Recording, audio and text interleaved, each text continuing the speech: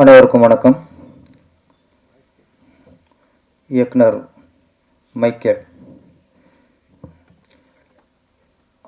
அவர் தன்னோட படத்துக்கு பேர் சொன்னார், போகும் இடம் தூரமில்லை. அதான் போகும் போகும் இடம் வெகு தூரம் இல்லை. அது சொன்ன உடனே எவ்வளோ கைத்தட்டல் பார்த்தீங்களா? அந்த கைத்தட்டல் தான் அந்த படத்துக்கான வெற்றி.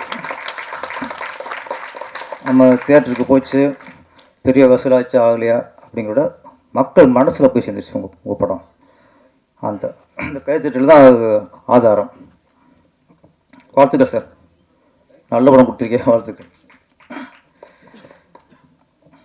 அடுத்து இங்கே வாழ்த்து வந்திருக்க எப்பவும் ரெகுலராக எல்லா படத்துக்கும் வாழ்த்து வர ராஜன் ஐயா அவர்களுக்கு நன்றி. அப்புறம் எங்கள் இயக்குனர் கஸ்தூராஜா அவர்களுக்கு நன்றி. ஏன்னா அந்த சிறிய படங்களில் வாழ்த்துறதுக்கு பெரிய மனசு வேணும். அதுக்கு டைம் ஒதுக்கி இவ்வளோ நேரம் உட்காந்து இருக்காங்கன்னா அதை நன்றி சொல்லி ஆகணும். திரையுலகில் வாரிசுன்னு இருக்கு. அரசியலில் வாரிசு ஜெயிக்கிறது ஈஸி, பணம் இருந்தால் போதும். ஆனால் திரையுலகில் வாரிசு ஜெயிக்கிறதுக்கு திறமை இருக்கணும்.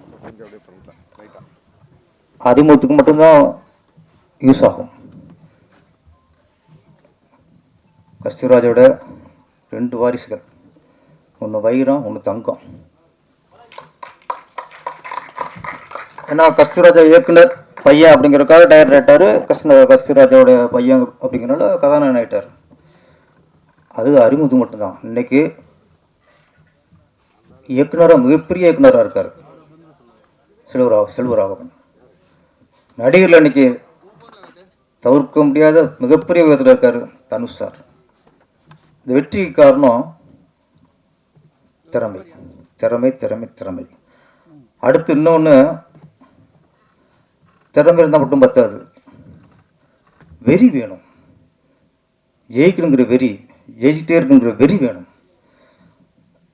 ஒரு படம் 2 படத்துக்கு அப்புறம் நம்ம அப்பாவை மறந்துடணும். நம்ம ஜெயிக்கணும்,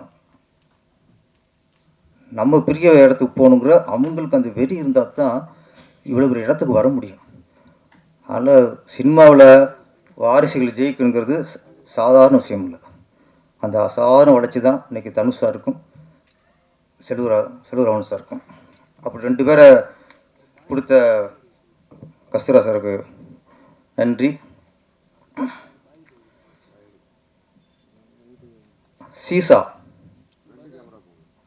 சீசானா மீனிங் எல்லாருக்கும் தெரியும். இந்த விளையாட்டும்பாங்கள, பார்க்கெலாம் பார்த்துருப்பீங்க. இந்த பக்கம் ஒரு குழந்தை, அந்த பக்கம் குழந்தை இருக்கும். ஏற்று இறக்கு அப்படின்னு விளையாட்டு. அது விளையாட்டுலேயே சிறந்த விளையாட்டு சீசா. ஏன்னா மற்ற விளையாட்டுலாம் வெற்றி அடைவது ஓகே, ஒருத்தன் தோக்குறத நம்ம விரும்புவோம், ரசிக்க மாட்டோம், விரும்புவோம். இதுதான் ஒருத்தன் இறங்கும்போது ஏறவன் ரசிப்பான், திருப்பி இறங்கும்போது அவன் ரசிப்பான். ஏறி இறங்கும்போது இந்த விளையாட்டில் அற்புதமான விளையாட்டு. இந்த படத்துக்கு இந்த தலைப்பு எந்த அளவுக்கு பொருத்தங்கிறது படம் பார்த்தா தான் தெரியும்.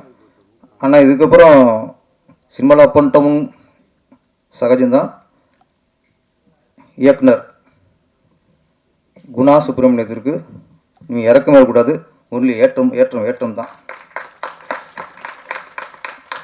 அவர்கிட்ட பிடிச்ச விஷயம் பக்தி, கடவுள் பக்தி. நம்ம ஒரு இயக்குனராக முயற்சி பண்ணுறோம்.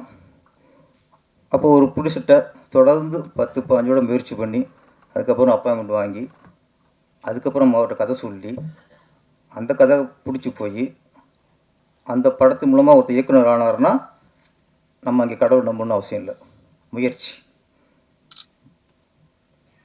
அவருக்கு அது நல்லா இருக்குது, அவருக்கு திறமை இருக்குது. அந்த திறமையை புரிஞ்சுட்டு தயாரிப்பாளருங்கிற யார், சினிமா தொழில் உள்ளவர், படம் பண்ணுறவர். அது ஒரு வியாபாரம். அப்போ இந்த கதை சரியாக வரும்ட்டு வியாபாரத்துக்கு அந்த கதையை ஓகே பண்ணி அவரை இயக்குனர் ஆக்குறங்கிறது அந்த இயக்குனரோட திறமை தான், முயற்சி தான். இன்னைக்கு எங்கே கடவுள் பக்தி வேலை செய்யுதுன்னா, இங்கே இருக்க தயாரிப்பாளர் டாக்டர் செந்தில்வேலனும் அவர் திரைப்பட தயாரிப்பாளர் அல்ல, அவர் தொழில் டாக்டர். இவர் இங்கே ஒரு பேஷண்ட்டாக போனவர், இவரை பற்றி அவர் விசாரிக்க, இவர் ஒரு தொழிலை பற்றி சொல்ல, அங்கே ஒரு டாக்டர் வந்து இவரை டைரக்டர் ஆக்குறார். அங்கே தான் கடவுள் இருக்கார். அது முயற்சி, திறமைக்கலாம் அடுத்த விஷயம். அப்போ அங்கே கடவுளை நம்பி ஆகணும். இன்னும் நல்லா சொன்னார், செந்தில்வேலன் எனக்கு சிவன், சூனா மேடம் எனக்கு சக்தி. நம்ம சாமியை வந்து கோயிலில் தேடணும் அவசியம் இல்லை, அங்கே போய் சிலையில் பார்க்கணும் அவசியம் இல்லை. தக்க சமயத்தில் நம்ம வாழ்க்கையில் யார் உதவி பண்ணுறாங்களோ அவங்க தான் கடவுள். அங்கே கடவுளுக்கு உருவம் இருக்குது. இப்போ இயக்குனர் குணா சுப்பிரமணியத்தை பொறுத்த வரைக்கும் சிவனோட உருவம் நம்ம லிங்கமா அதெல்லாம் இல்லை, செந்தில்வேலன் தான். சக்தியின் உருவம் சூனா மேடம் தான். என்னைக்கு ஒருத்தர் நமக்கு உதவி செஞ்சவரை தெய்வம் நினைக்கிறாங்களோ அவங்களோ உயர்ந்த மணி யாருமே இல்லை சார். இங்கே குணா சுப்பிரமணியங்கிறது அவர் இயக்குனர் அப்படிங்கிறத விட முதல்ல ஒரு நன்றியுள்ள மனிதராக இருக்கார். அந்த அந்த நல்ல உள்ளமே நம்மளுக்கு வெற்றிக்கு வழிவகுத்துரும். அப்புறம் தயாரிப்பாளர் வெற்றிவேலன், செந்தில்வேலன், அவர் மருத்துவர் இருந்தால் கூட அவருக்குள்ள ஒரு கலைஞர் இருந்திருக்காரு, அவருக்குள்ள கதாசிரியர் இருந்திருக்கிறார் சார். நம்மளை பற்றி எல்லாருக்குள்ளேயும் ஒரு கதை இருக்குது சார். எல்லா மனிதருக்குள்ளேயும் ஒரு ஒரு பிரச்சனை இருக்கும், ஒரு கதை இருக்கும். அது அவங்களுக்கு கதையாக தெரியாது. ஹோட்டலில் ஒர்க் பண்ணுறவங்களுக்குள்ள ஒரு கதை இருக்கும், குப்பை எழுறாங்களா அவங்களுக்குள்ள ஒரு கதை இருக்கும், துணிக்கடை ஒர்க் பண்ணுறவங்கள ஒரு கதை இருக்கும். எல்லாருக்குள்ளேயும் ஒரு கதை இருக்கும். நம்மள என்ன நினைக்கிறோம், அது கதையை நினைக்கிறது இல்லை, நம்ம பிரச்சனை நினைக்கிறது. எனக்கு இந்த பிரச்சனை, எனக்கு தங்கச்சியால் பிரச்சனை, எனக்கு மச்சானால் பிரச்சனை, எனக்கு பார்ட்னரால் பிரச்சனை. எல்லாருமே நமக்குள்ள கதையை பிரச்சனை சொல்லிட்டு இருக்கோம்.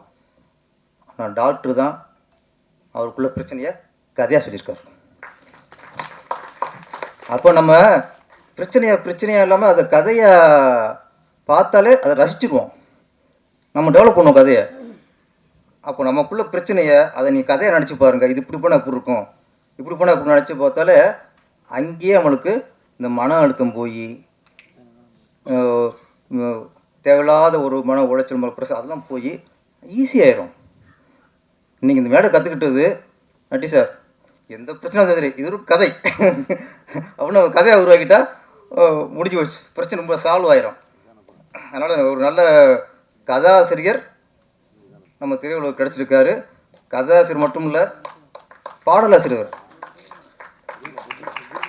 இப்போ நான் தான் பாட்டு எழுதுனேன். நான் ஒரு 5 வருஷம் இப்போ ஃபீல்டில் இருந்து அப்புறம் கம்போசிங் போகும்போது அந்த டியூனை கேட்டுட்டு நானாக சில இப்போ டம்மியாக வரிலாம் போட்டு ட்ரெயினப் பண்ணி தான் நான் டயர்ட் ஆனதுக்கப்புறம் என் படத்தில் பாட்டு எழுதினேன். அது ரொம்ப ஈஸி, நம்ம இடத்துக்கு நம்ம எழுதுறதுலாம் ரொம்ப ஈஸி. அடுத்தவங்க கொடுக்குறத நம்ம அதுவும் திறமையான மற்றவங்க திறமை நம்மளுக்கு டெவலப் பண்ணிக்கிறது தானே. ஆனால் எடுத்த உடனே கதை, அடுத்து பாடல். சார் பாடல் கதை எழுதுறது கூட ஈஸி சார், ஆனால் பாடல் எழுதுறது ரொம்ப கஷ்டம். அது எழுதுறதுன்னு தெரியும். அதுவும் இப்போ உள்ள மிஸ்டர்லாம் அவங்க போகிற டியூனுக்கு வார்த்தையை போட்டு ரொம்ப கஷ்டம். அப்போல்லாம் கொஞ்சம் இழுப்பாங்க, அப்படியே வார்த்தை போட்டுருவான். போவோமா ஊர்கோலம் ஈஸி வார்த்தை விழுந்துடும். இப்போ அப்படி இல்லையா, டட்டக்கு டக்கு டட்டக்கு டக்கு எங்கிட்ட வார்த்தை தர்றது. ஒரு வார்த்தையை மடக்கி கரிச்சி மடித்து பேண்ட் வைக்கிற மாதிரி இருக்கு. இப்போ அப்போல்லாம் அப்பல கரிச்சி பயன் பண்ணுற மாதிரி. அப்போ இந்த சூழலில் இப்போ உள்ள மியூசிக்கு பாட்டு எழுதுறது மிகப்பெரிய சவால். அந்த சவாலில் ஃபஸ்ட்டு வெற்றி அடைஞ்சிட்டாரு நம்ம ப்ரொடியூசர். அதில் ஒரு வரி இருந்துச்சு, சூப்பர் வரிங்க. இந்த பூகோளத்தில் முதல் தலைவன் தமிழன் தான். இந்த பூமியிலே முதல் தலைவன், முதல் மனிதனும் தமிழன் தான். ஆனால் நம்ம பெரும்பிச்சுட்டு கொண்டிதான், நாங்கள் தான் ஆதி தமிழன், ஆதி தமிழன், நாங்கள் தான் மூத்த தமிழன் எல்லாம் நம்ம சொல்லிக்க வேண்டிதான், மற்ற சொல்ல மாட்டான். நம்ம பெருமையை நம்ம சொன்னால் வேறு யார் சொல்கிறது? அப்போ உண்மையை திருப்பி சொல்லிட்டு இருந்தால் தான் நமக்கே ஓஹோ நம்ம தான் மூத்த குடிமகனும் அப்படின்னு ஞாபகத்துக்கு இருந்துகிட்டு இருக்கோம். நல்ல வார்த்தை போட்டார், முதல் மனிதன் சொல்ல முதல் தலைவன் தமிழன் தான், உலகத்திலே மிக சிறந்த தலைவன். அது தமிழனுக்கு தமிழ் நம்மளா தலைவன் நடிச்சு கொண்டிதான் என்ன, அது ஒரு உற்சாகம் தானே, ஒரு நல்ல வார்த்தை. டக்குனு இவ்வளோ வரியில் அந்த வார்த்தை வந்து இன்றைக்கும் மனசில் அப்படியே பதிஞ்சிடுச்சு. அப்புறம் இந்த படத்தோட கதாநாயகன் நட்டி அவர்கள், அவரை பற்றி சொல்லணும்னா, இப்போ விஜய் சார் வந்து அரசியலுக்கு வந்துருக்கிறாரு. இன்றைக்கி சம்பளம் 150 கோடி 200 கோடி சொல்கிறாங்க. அந்த அவ்வளோ பெரிய அமௌண்ட்லாம் விட்டுட்டு, அவ்வளோ பெரிய வருமானத்தை விட்டுட்டு இன்றைக்கி முழுக்க அரசியலுக்கு வந்துட்டார். எப்படி விஜய் சார் அவ்வளோ பெரிய வருமானத்தை விட்டுட்டு அரசியலுக்கு வந்தாரோ, அதே மாதிரி சார் நட்டியும். அக்கா நட்டி அரசியல் வந்துட்டா சொல்லிடுறாதீங்க, நம்ம தலைப்பு ரெடி ஆயிடுச்சு, ஹெட்டிங் ரெடி ஆயிடுச்சு. அவர் கேமராமேனா இன்னைக்கு இறங்கினாருன்னா பல கோடி சார். இன்னைக்கும் இந்தி படங்களில் இன்னைக்கும் அவ்வளோ எதுவும் அதுக்கு இருக்காங்க, கூப்பிட்டு இருக்காங்க. அவர் பொழைக்க தேவை மனுஷன் வருது, கொடி கொடி வருதுல வாங்கி கல்லா கட்டாமல் இந்த நடிப்புங்கிறதுல அவருக்கு ஒரு அவ்வளோ ஒரு ஆர்வம். அதில் ஒரு அதில் நடிப்பு லவ் பண்ணுறாரு. அப்போ இந்த படத்துக்கு நீங்கள் கேமராமேனா உங்களுக்கு 5 கோடி சம்பளம், இந்த படத்தில் ஹீரோவானா உங்களுக்கு 50 லட்சம் சம்பளம், 5 கோடி தூக்கி போட்டுருவார். நீ 50 லட்சம் 5 லட்சம் தெரியா மாறா நான் ஹீரோயா.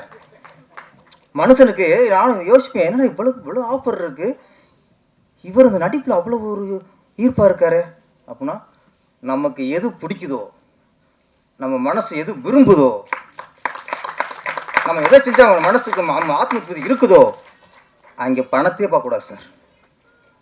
அதுதான் வாழ்க்கை.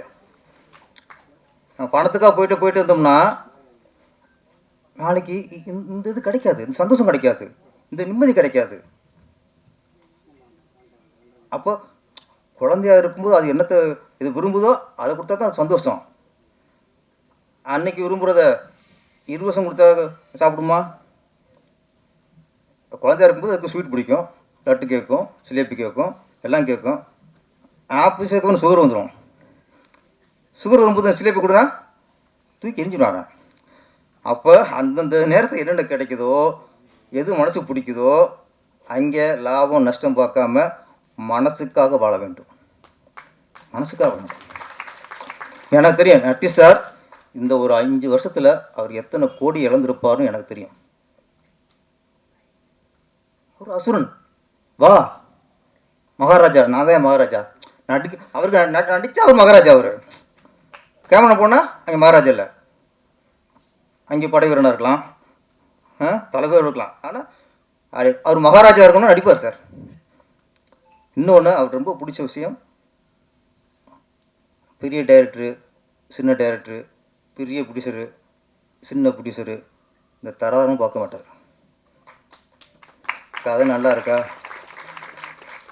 இன்னொன்று அவர் வந்து ஒரு இயக்குனருக்கு கால்ஷீட் கொடுக்குறாருன்னா கதைக்காக மட்டும் கொடுக்க மாட்டார், கதை சொல்லும்போதே அந்த டேரக்டரோட குணத்தை பார்த்துக்குவார் ஃபஸ்ட்டு. இந்த படத்தை பொறுத்த வரைக்கும் இந்த கதையும் தாண்டி நம்ம குணா சுப்பிரமணியத்துக்காக இந்த படம் பண்ணியிருக்கார் சார். உண்மை. எப்படி நான் சொன்னேன், கஸ்தூராஜா மகானாக இருந்தாலும் தனுசுக்கு அந்த வெறி இருக்குல்ல சார். இன்னைக்கு உச்சத்து போயிட்டார். இன்றைக்கும் ஒவ்வொரு படம் பார்க்கும்போது ஒரு நடிகரை பார்க்க முடியல, அது படத்தை ஒரு வெளியினத்தை பார்க்க முடியுது, அவ்வளோ உழைப்பு தெரியுது. அதே மாதிரி நட்டி சார் இப்போ எப்படி வாரிசுன்னு சொல்லும்போது அதே மாதிரி நம்ம ஆதேஷ் பாலா அவர் அப்பா நகைச்சுவை நடிகர், அவரும் வாரிசு தான். ஆனால் இன்ன வரைக்கும் அவரை செதுக்கிட்டே இருக்கார். அவர் திறமை இருக்குது, இன்னைக்கு செதுக்கிட்டே இருக்காரு. ஏதோ ஒரு ரூபத்தில் ஏதோ ஒரு வித்தியாசமாக போய் மக்கள்கிட்ட போய் சேர்ந்துடணும்ட்டு இந்த வெறி இருக்கணும். இந்த வெறி இந்த யூனிட்டை பொறுத்த வரைக்கும் ஒரு நல்ல ஒரு இயக்குனரை உருவாக்கணும் அப்படிங்கிறது ப்ரொடியூசரோட வெறி. ப்ரொடியூசரை நம்ம நம்பி படம் கொடுத்துட்டாரு.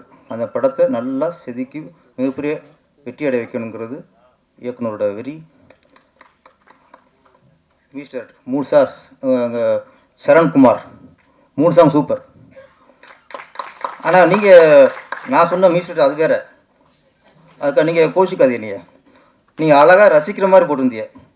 எப்பவுமே ஒரு இசை கேட்கும்போது காதில் மட்டும் வண்டு கத்துற மாதிரி கூடாது, ஹார்ட்டுக்குள்ளே அந்த ஹார்ட் பீட்டோடு அதை ரசிக்கணும், ஹார்ட்டுக்குள்ளே உட்காரணும். இது நான் 3 சாங் நல்லா இருந்துச்சு. நீங்கள் நல்ல மியூசிக் இருக்கு, நான் சொல்கிற அந்த வேறு அது நல்லா இருந்துச்சு. நிஷாந்த் நல்லா பண்ணியிருந்தீங்க, சூப்பர். பாடினி ஓகே பேர், ஓகே பாடினி நல்ல ஒரு தமிழ் பேர். பாடுனி அப்படிங்கிறது வேறு, பாடினிங்கிறது வேறு. என்ன பாடுனா அது பாடலாயிரும், பாடினா கவிஞராயிரும், இவ்வளோ வித்தியாசம் தானே. ஆமாம், இவங்க வந்து ஒரு கவிதையை தான் பேரை வச்சுருக்காங்க பாடினின்ட்டு.